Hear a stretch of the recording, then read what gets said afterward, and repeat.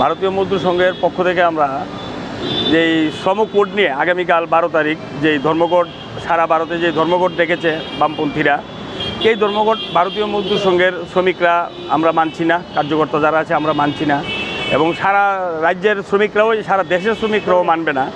কারণ এই যে শ্রম কোড নিয়ে যে বিরোধিতা চলছে, শ্রম কোডে মেইন সংস্থা ভারতীয় মজদুর সংঘ। আমরা বিশ্বাসী যে যেই ধর্মঘট কাজ বন্ধ করে আন্দোলনের অনেক রূপ আছে, আন্দোলনের পথ অবরোধ আছে, আরও অনেক বিকৃত রূপ আছে, আইন অমান্যর মতো আন্দোলনও আছে। কিন্তু আমরা লক্ষ্য করছি ধর্মঘট দিয়ে দেশের কোনো উন্নয়ন করা যায় না। কারণ যেই দিন একটা দিন কাজ বন্ধ থাকবে, একটা দিন সাধারণ শ্রমিক সরকারি কর্মচারী যারা তারা হয়তো বা বেতন পেয়ে নেব, কিন্তু সাধারণ শ্রমিক যারা আমরা আছি খেটে খাওয়া যারা ডেলি লেবার, আমাদের একদিনের হাজিরই বন্ধ।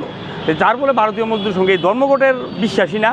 যার ফলে আমরা বিশ্বাসী তীব্র আন্দোলন করেন, সরকারের কোনো সমস্যা থাকতেই পারে, সমাধান আমরা অনেক সময় অনেক লড়াই।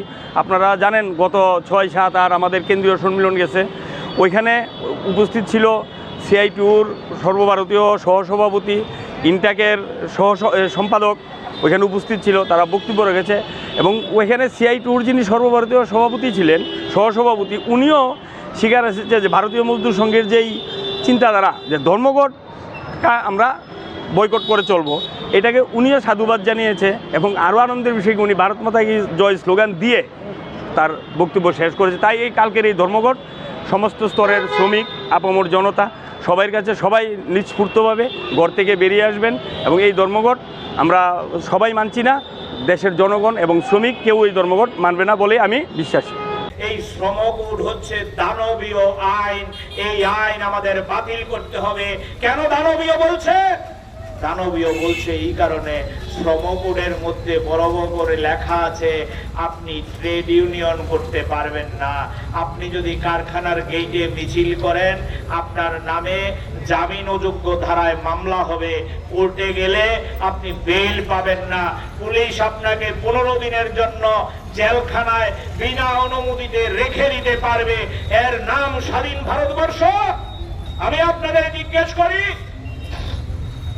আপনি সিআইডিও করতে পারবেন না, আপনি আইএনটিইউসি করতে পারবেন না।